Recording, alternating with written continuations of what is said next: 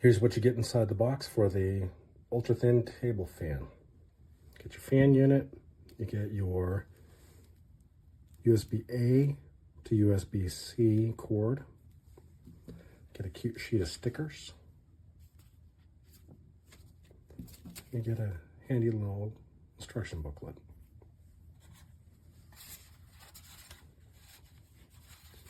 So this rotates around quite a bit.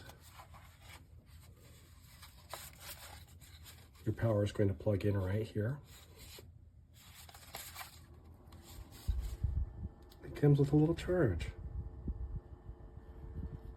Okay, you hear that?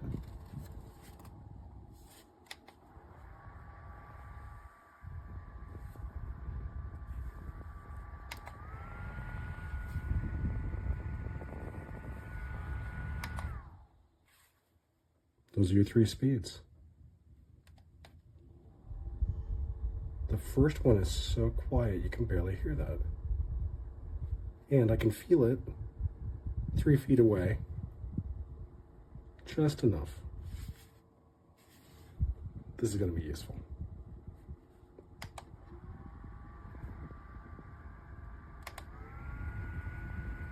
That's a little louder than I would use most of the time.